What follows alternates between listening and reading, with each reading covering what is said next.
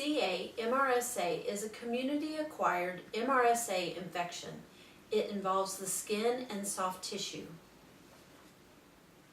and can sometimes cause more serious infections like pneumonia or sepsis. People who have not recently been hospitalized or received medical treatment that are diagnosed with MRSA are diagnosed with community-acquired rather than healthcare-associated MRSA. They acquire it by skin-to-skin contact or coming in contact with a contaminated object or surface. Populations that are at increased risk of developing CA MRSA are immunocompromised patients, homeless, military recruits, athletes, men who have sex with men, or IV drug abusers. Ethnic groups that are at increased risk of developing CA MRSA are Native Americans, Pacific Islanders, or African Americans. Miss Bennett is a 17-year-old soccer player who developed a skin infection on her leg. She had to be admitted to the hospital for surgical wound debridement, and she is now being discharged to home. Miss Bennett lives in Oklahoma, and she is a Kiowa Indian.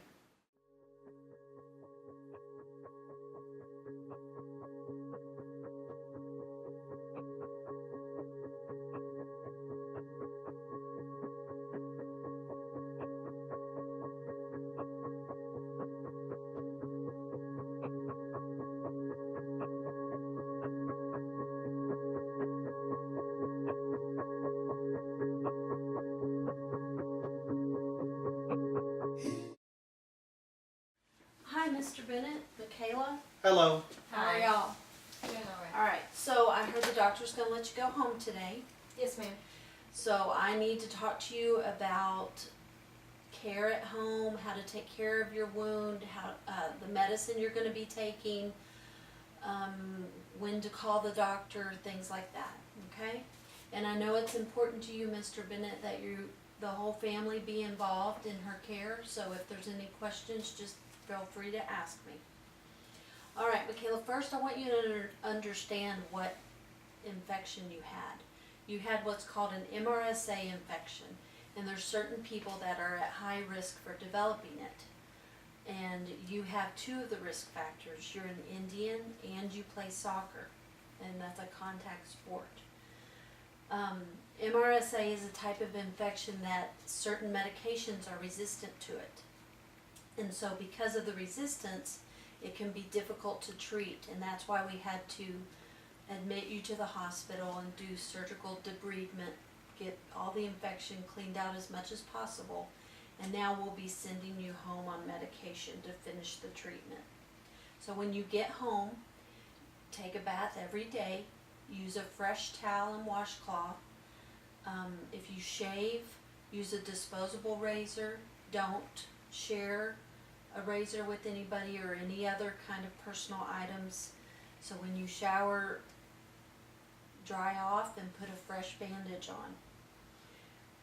And make sure that y'all clean doorknobs and countertops.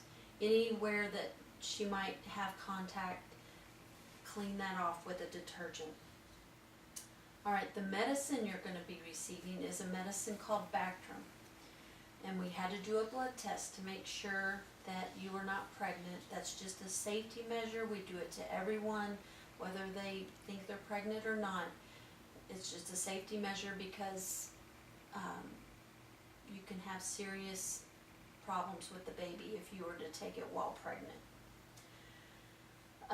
You're going to be taking one pill every 12 hours. So it'll end up being twice a day. So one pill every 12 hours. And it's very important that you finish the medication. Even if the wound looks like it's healing well, you still have to finish every pill. If you have any side effects that are causing you a lot of problems, you need to let us know. Sometimes you can have mild nausea, vomiting, but I'm talking about more serious side effects. If you have watery or bloody diarrhea, if you feel lightheaded or short of breath, if your heartbeat feels like it's rapid, you feel weak, or you feel like you're getting the cold or flu, stomach pain, or you feel tired, change in your stool or urine, or if your skin starts to get yellow, or if you have a sudden rash. Those are all can be serious side effects, and you need to let us know right away. You can take pain medication like Tylenol or ibuprofen. So that's it for medication. Now, in our culture, we like to use echinacea for sore throats, and her throat has been sore ever since they put the tube down her throat for surgery. Is it okay for her to use echinacea? That's fine for her to use echinacea. There's no interaction with that in the Bactrim, but if you do use any other herbal supplements, you need to let us know first, just so we can make sure there's no interaction with her medication. It's important to eat a healthy, balanced diet so that you can build up your immune system to fight off infection. Any questions so far? Okay, if the wound starts to look like it's not healing well, if it's getting more red or swollen, or the discharge is getting to be more, you need to let us know right away, okay? And I know you're a soccer player, and we don't know for sure if that's how you got this infection, but it's highly possible because soccer is a contact sport. And so what I've done, I have some posters here for you that you can take back to your coach to put in the locker room, just to remind your teammates and everybody how to reduce your risk of getting those types of infections. So you can take those with you. And I also have a handout for you, Mr. Bennett, that goes over everything we've talked about. I know it's a lot to try to remember everything we've talked about. And also there's a couple of resource centers that can help you as well. There's a network called the MRSA Survivors Network.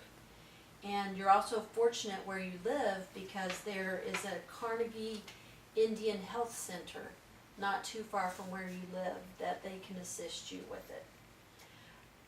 So I think that's it. What if my infection doesn't heal?